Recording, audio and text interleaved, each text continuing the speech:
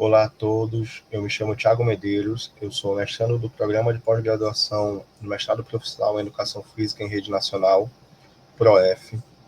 Nesse momento eu vou apresentar o trabalho final da disciplina Problemáticas da Educação Física.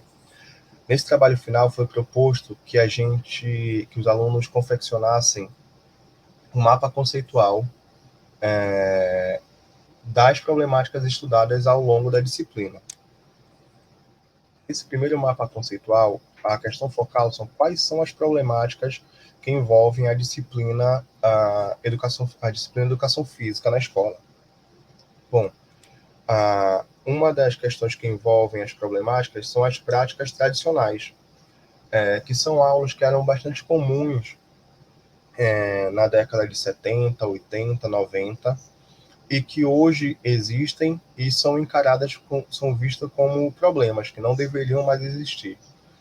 Essas aulas são caracterizadas pelo esporte na escola, ou seja, trazer o esporte de rendimento que a gente conhece, que a gente assiste, que a gente acompanha, para dentro da escola sem nenhuma modificação, né? Com todos os seus códigos, como rendimento máximo, comparação de rendimento, regras rígidas, né? Quando na verdade deveria existir o esporte da escola, ou seja, utilizar o esporte como uma ferramenta educativa, né? Promover o esporte educacional. Essa tipo de prática tradicional também é caracterizada pelas aulas excludentes, porque geralmente nessas aulas o professor utiliza como treinamento das equipes para os campeonatos que a escola participa, né? Então, os alunos que mais participam dessas aulas são os alunos que estão envolvidos ali com as equipes esportivas, né, os que vão competir. Os menos habilidosos, os que não se interessam muito por determinados esportes, acabam ficando mais de lado. Outra característica das práticas tradicionais são os conteúdos repetitivos. É uma aula pobre em questão de conteúdo. São conteúdos geralmente esportivos, né? Muitas vezes os conteúdos, 4 esportes de quadra, né? Vôlei, basquete, futsal e handebol. E esses conteúdos eles vão se repetir ao longo de toda a vida escolar do aluno, né? Até mesmo o tipo de aula ela é igual, acaba sendo igual a aula do 6º ano para a aula do 7º ano, para a aula do 8º, até a aula do 3º ano do ensino médio, né? Posso dar um exemplo aqui, como por exemplo é uma aula de basquete. Então o aluno ele vai conduzir a bola até a cesta e ele vai arremessar. Isso é feito no 6º, no 7º, no 8º ano, sem nenhuma contextualização, né? Os conteúdos eles acabam se repetindo ao longo de toda a vida escolar do aluno. Também está envolvida na prática nas problemáticas da educação física o abandono do trabalho docente, né? Ou como são mais conhecidas esse tipo de aula como rola-bola. Elas têm uma característica de uma não aula, ou seja, o professor ele não tem nenhum objetivo ali na aula. O máximo de objetivo que ele tem é ocupar o tempo dos alunos, né? Mas ele não passa nenhuma orientação para os seus alunos, não faz nenhum tipo de intervenção também durante esse tempo. É caracterizada também pela escolha do aluno sobre o que fazer. O professor ele se comporta ali apenas administrando o material esportivo que ele tem disponível.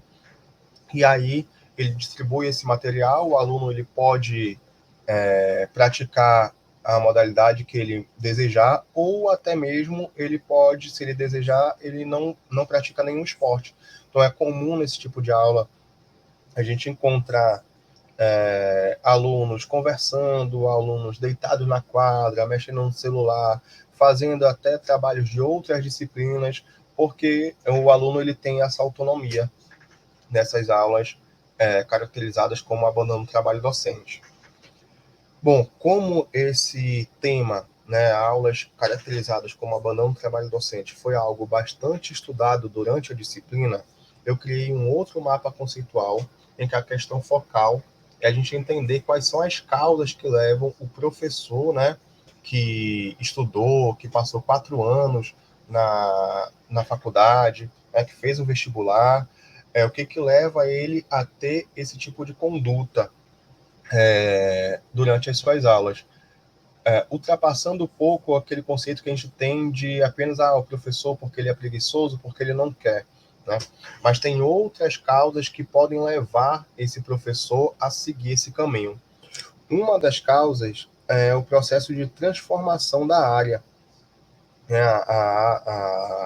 A disciplina Educação Física, ela passou por um processo ali de transformação durante os anos 80, né?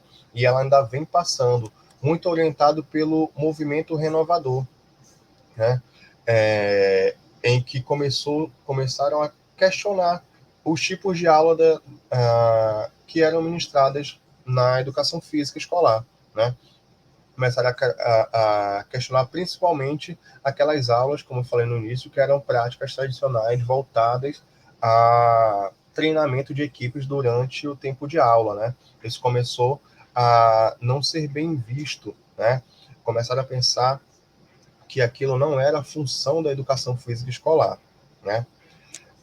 Esse movimento renovador ele foi baseado em uma didática negativa, apesar de todas as boas transformações que ele propôs, né, em que ele conseguiu na educação física escolar, ele foi muito melhor sucedido em apontar o que não fazer, do que apontar caminhos, soluções e proposições. Né? Então, o professor ali naquele período, e até hoje, ele sabe o que ele não deve fazer durante a aula de educação física, mas ainda não é apontado para ele com clareza qual caminho ele deve seguir. Né? Tem vários caminhos aí, mas fica uma coisa ainda muito confusa. Né? Isso foi encarado, né, foi visto como uma afronta à identidade pessoal do professor. O professor ele já tinha ali uma identidade, ele já tinha um tipo de aula que ele ministrava, e aí, de repente, aquilo ali foi dito para ele que aquilo não servia mais, né, que o conhecimento dele não servia mais, sem apontar uma direção. Né? Isso pode causar, né, pode ter causado com que o professor ele ficasse ali meio perdido, né, na sua prática, o fazendo seguir esse caminho das aulas caracterizadas como abandono do trabalho docente. Olha, já que eu não, como alguns professores pensavam, né, e pensam, olha, já que o que eu acredito não serve, então eu vou deixar os alunos aí livres, né, que aí pelo menos eles vão estar se divertindo. Outra causa também que pode levar o professor a aulas caracterizadas como abandono do trabalho docente são as condições objetivas do trabalho, né? E aí, com relação às condições objetivas do trabalho, vinculam-se o tempo para planejar e refletir sobre o seu trabalho, né? Muitas vezes a gente é atropelado ali pelo dia a dia da escola, né? E acaba, depois que a gente entra na escola, a gente não tem esse tempo para planejar, refletir, são muitas demandas na escola. Uma das coisas bem interessantes durante a disciplina foi quando a gente teve o nosso encontro presencial, em que o professor Vitor, que é o coordenador do programa no Polo FAM, ele falou que em determinado momento, né, da carreira profissional dele, quando ele estava na escola, uma das pedagogas deu esse conselho para ele, falou assim, olha, Vitor, não se afasta da universidade, porque a escola emburrece a gente.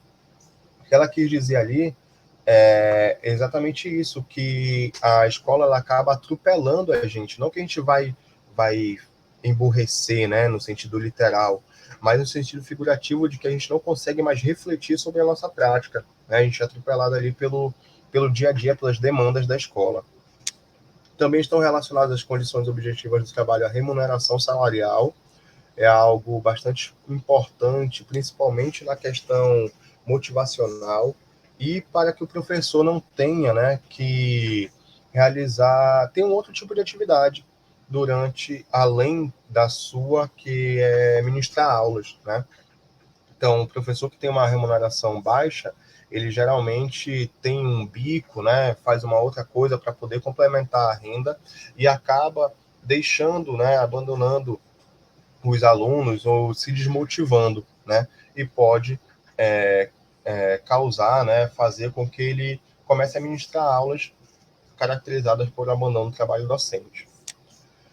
A questão da estabilidade laboral também é importante, é algo que a gente percebe que os professores que têm um vínculo frágil, né, com a instituição, por exemplo, contratos temporários ou contratos emergenciais, eles são mais suscetíveis a ter esse tipo de aula caracterizada como abandono do trabalho docente.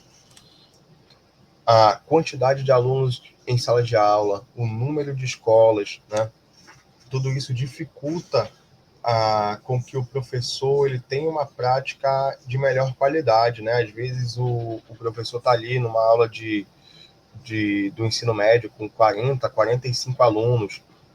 É difícil, inclusive, para ele controlar, né? O número de escolas.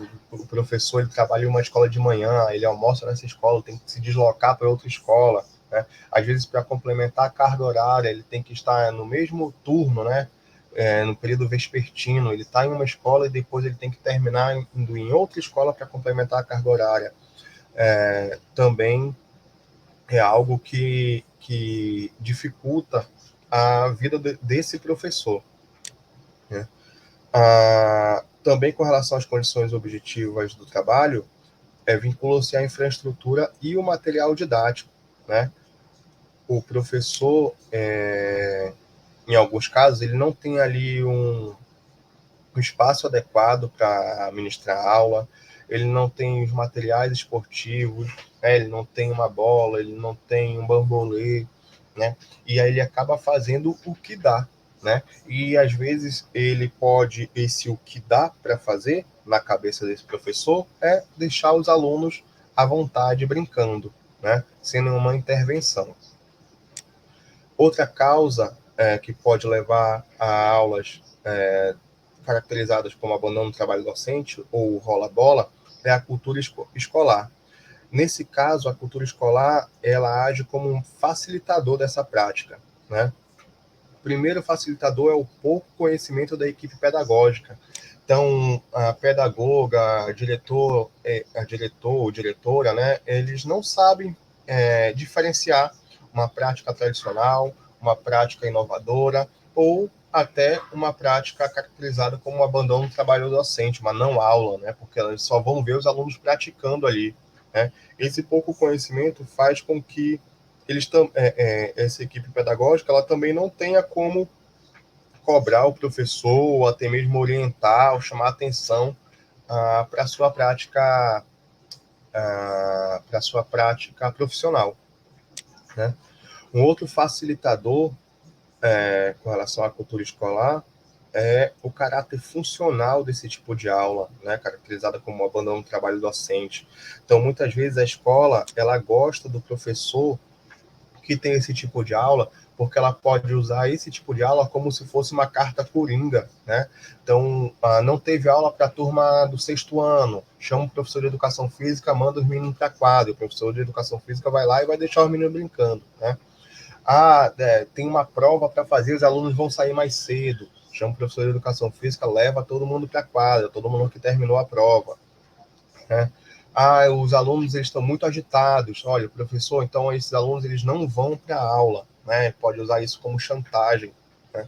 Então a escola acaba vendo de forma positiva esse tipo de aula, né? O que é um facilitador para que esse tipo de prática continue, né? Outro facilitador é a hierarquia entre os saberes, que é muito comum nas escolas, né? Então, durante as reuniões pedagógicas, o professor de educação física ele é colocado de lado, né? Nas avaliações, né, das práticas do professor, o professor de educação física não é avaliado, né? É avaliado geralmente português, matemática, se deu conteúdo, se os alunos estão aprendendo, né? Mas a educação física é meio deixada de lado nesse sentido, o que facilita para que o professor, né, continue com a prática dele. Ele não vai ser nem chamado de atenção, nem orientado a fazer um outro tipo de aula, né? E aí, outra causa também é a disposição do professor no contexto do trabalho. Aí entra uma dimensão mais pessoal e mais social, né? Até que ponto as outras causas citadas, elas desmotivam ou motivam, né, o professor. É uma questão pessoal ali do professor, até que ponto ele está, como ele está financeiramente, né? O que levou ele a fazer o curso de educação física, né? É uma dimensão pessoal, né? Porque a gente pode ter, tem professores que têm todas essas outras causas e mesmo assim atuam, né, na sua prática profissional como com aulas caracterizadas por práticas inovadoras, né? E alguns professores com uma, duas ou três dessas causas acabam transformando as suas aulas em não aulas, né? Em aulas rola-bola ou aulas caracterizadas como abandono do trabalho docente.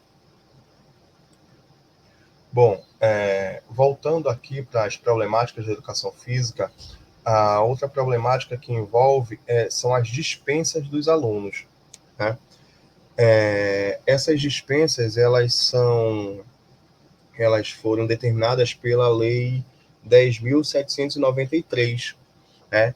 Que no seu artigo 3º, ela diz o seguinte: a educação física, integrada à proposta pedagógica da escola, é componente curricular obrigatório da educação básica, sendo sua prática facultativa ao aluno que, número 1, cumpre a jornada de trabalho igual ou superior a 6 horas, maior de 30 anos de idade, que estiver prestando serviço militar inicial ou que, em situação similar, estiver obrigado à prática da educação física. 4. Amparado pelo Decreto-Lei número 1044, de 21 de outubro de 69. 5 foi vetado. E o 6 é que tem a prole, né? A gente pode, a partir dessa lei, desses critérios de facultatividade, observar que, apesar de isso ter sido criado, essa lei ter sido criada em 2003, ainda é uma visão muito antiga da educação física, né? Uma visão que a educação física é algo cansativo, né? Vai cansar o aluno, uma visão muito apenas prática, né, da educação física, né? Essas dispensas, elas são vistas como um problema porque elas são causadas, primeiro, por critérios e controles frágeis, né? Tem uma discussão aí se o aluno ele está liberado da prática da educação física, né? Se ele está dispensado da prática da educação física ou da disciplina da educação física, né? Então, muitas vezes o aluno ele tem um atestado ali, né? Ele não participa mais da disciplina, né? Qualquer tipo de atestado também é aceito, né, nas escolas, né, os critérios, os controles, quanto tempo esse aluno vai ficar fora da disciplina, isso tudo, ainda na educação física escolar, isso é muito frágil, né? Essas dispensas, elas também são causadas pelas aulas no contraturno, né? Muito fácil de observar que quando a aula de educação física, e em algumas escolas isso ainda acontece, elas são realizadas no contraturno, os alunos eles vão atrás de conseguir dispensas, já que esses critérios, esses controles são frágeis, eles vão atrás de conseguir essas dispensas, né? E também a questão socioeconômica, né? O aluno ele vai para aula de manhã, aí ele tem que voltar para casa, aí de tarde é mais uma passagem, né, de ônibus, ou então a questão do combustível, para ele voltar para a escola para realizar apenas a aula de educação física, né? Isso facilita essas dispensas. Dispensas do aluno também, elas são causadas pela inexistência de trabalhos diferentes para os dispensados, né?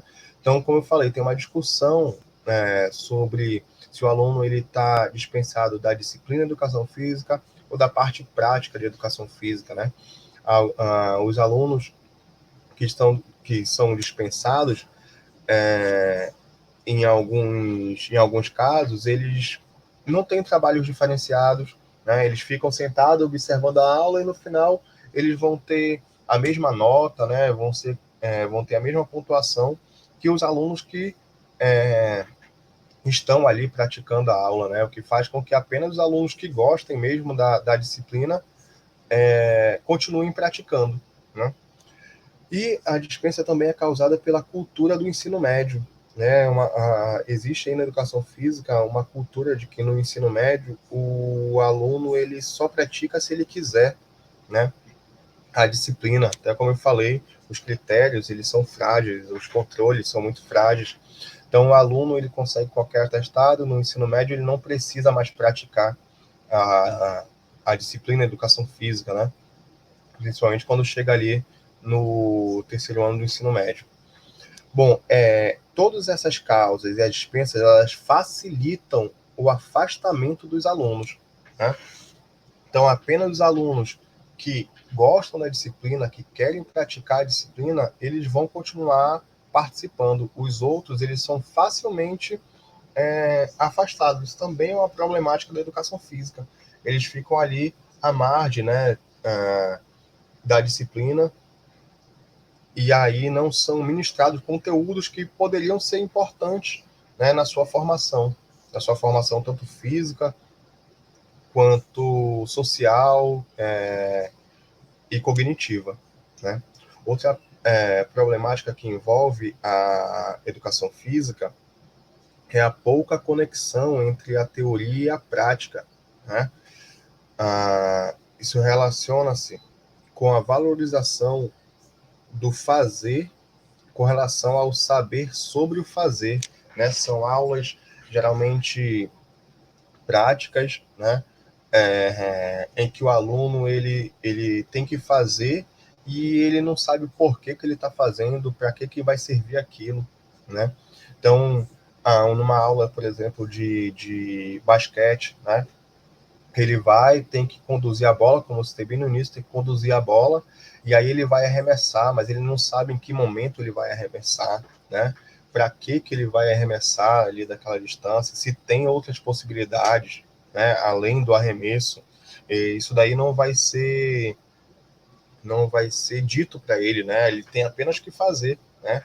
Ou aulas em que o aluno tem que ficar como aquecimento, vai correr aí 5 minutos ao redor da quadra, e o aluno fica lá correndo, né? Sem saber por que ele está correndo, sem saber o que acontece com o corpo dele, não tem nenhuma conexão entre a teoria e a prática, né?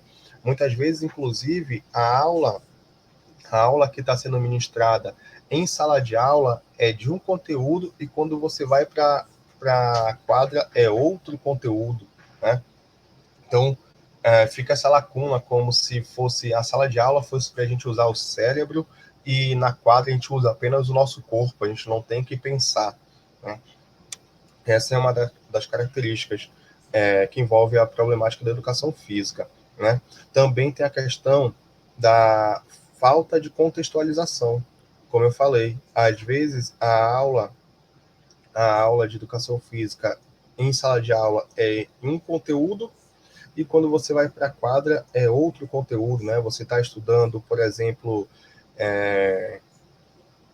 história do vôlei, e aí quando você vai para a quadra, a gente vai jogar futsal, né? Não tem uma prática relacionada ao conteúdo que está sendo ministrado na sala de aula, uma aula voltada para uma aula prática voltada para a história do vôlei, né?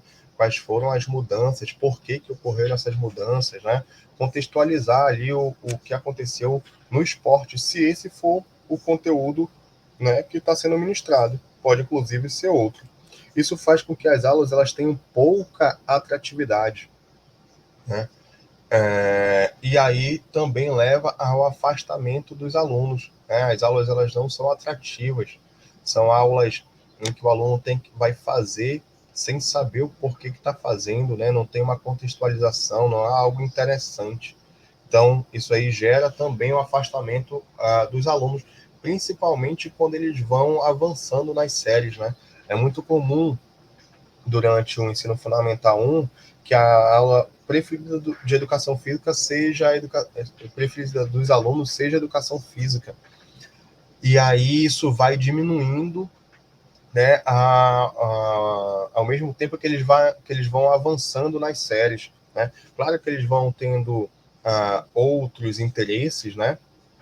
Mas essa questão da pouca atratividade também é algo que leva os alunos a se afastarem da educação física, né? Outra problemática que envolve educação física é a falta de inclusão nas aulas, né? E aí, isso não está só relacionado às práticas tradicionais, não, né? Que eu falei ali que elas são aulas excludentes, mas ali naquele caso eu estava falando dos alunos menos habilidosos, que também é uma problemática, né? Os alunos geralmente menos habilidosos, eles são deixados de lado. Mas aqui tem outros excluídos, né? Que a gente pode listar. São as meninas, elas são excluídas, né?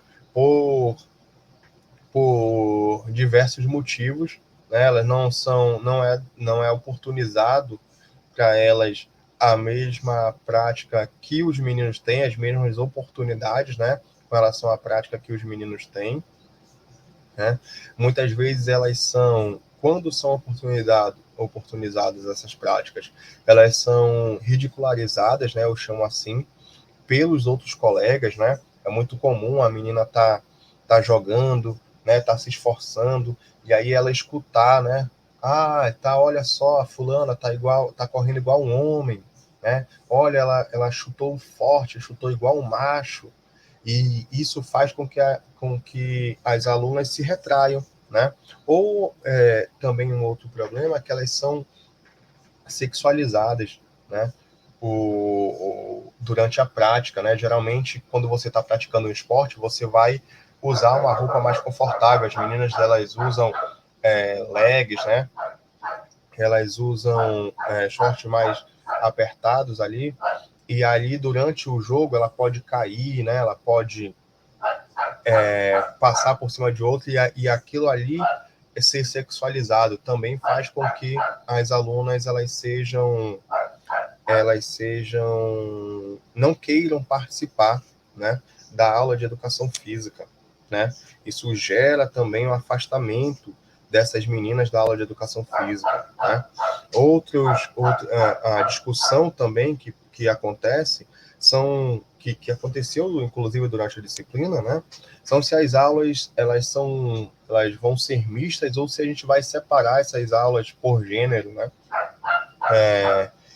Eu particularmente acredito que que as aulas de educação física elas devam, né, ser mistas, né? Porque a sociedade ela é assim, então todos têm que começar a se a se respeitar, né? Os alunos e as alunas, eles vão conviver ali não só na educação física, mas durante toda a vida deles. Então, tem que haver esse respeito, né? Apesar de que, em alguns momentos, eu separo, né, por gênero. Por exemplo, quando eu vou fazer algum tipo de jogo, né, se é um jogo esportivo, se é um jogo de estafeta, eu não separo, né? Eu deixo ali misturado mesmo. Mas em alguns momentos, quando eu vou fazer um esporte, né, um jogo de futsal, por exemplo, eu separo, sim, eu coloco, né, as meninas jogando contra as meninas e os meninos jogando contra os meninos, porque também entendo que é como eles vão encontrar, né, ao longo da vida deles, né, os esportes ali durante as competições, as práticas, geralmente separados por gênero, mas é uma discussão que ficou na disciplina. Outro grupo que é excluído são os alunos com deficiência, né? Geralmente por motivos de que o professor ele não tem o conhecimento, né? Ele não tem ali a infraestrutura necessária para ministrar aulas para esses alunos com deficiência. Esses alunos, eles também ficam ali mais à margem, né, das aulas. As aulas elas não são pensadas para esses alunos, né? O professor, às vezes, ele até prefere, né? Ele acaba escolhendo ali, se o aluno tiver esse tipo de deficiência, é melhor para mim, por exemplo, se ele tiver a deficiência auditiva, né? Se ele tiver uma deficiência intelectual leve, o professor ele consegue trabalhar. Agora, se for um aluno cadeirante, né, um aluno com uma deficiência física, dificuldade de locomoção, isso aí já dificulta muito a vida do professor por essa falta de formação, né? O que também gera mais afastamento dos alunos, né? Esse afastamento, eles também são estimulados pelas características das aulas, né? Das práticas tradicionais e das aulas caracterizadas como abandono do trabalho docente, né? A escolha do aluno sobre o que fazer, ele pode não escolher fazer nada, né? Então é o aluno que se afasta ali da aula de educação física, né? Os conteúdos repetitivos, as aulas excludentes, aqui a gente coloca os menos habilidosos, né? A questão do esporte na escola, assim, um esporte de alto rendimento, às vezes o aluno ele não gosta, né? E nem é papel da escola ter esse esporte de alto rendimento, né? Então, isso gera um afastamento dos alunos, né? É importante aqui, eu destaquei bastante essa questão do afastamento dos alunos, porque eu entendo que, né, todos os caminhos aqui da problemática da educação física, elas vão gerar no ensino médio um afastamento muito grande dos alunos, né? Então, alunos ali no ensino médio que não participam das aulas, é muito difícil o professor ministrar uma aula para o ensino médio, né? Isso tudo contribui para a indisciplina dos alunos, né? Principalmente, como eu estou chamando a atenção, ali para o ensino médio, isso tudo vai desembocar ali no terceiro ano do ensino médio, né? Então, esse tipo essas problemáticas, elas levam ao afastamento que contribuem para a indisciplina. Então, o professor, para ele ministrar uma aula, ele tem que ficar ali adulando o aluno, né? Pedindo para o aluno fazer, e o aluno, quando vai fazer, faz de má vontade. A gente sabe que a nossa prática, ela, a nossa disciplina, ela necessita, né, de um fator motivacional. O aluno tem que querer praticar, tem que querer fazer bem para a aula fluir da melhor forma, né? Mas também tem outros fatores que contribuem para a indisciplina dos alunos, né? Primeiro, a turma com excesso de alunos, né? 30, 40, 45 alunos em uma turma só faz com que o professor ele não tenha tanto controle, né? Que os alunos briguem entre si ali para praticar ou para não praticar, né?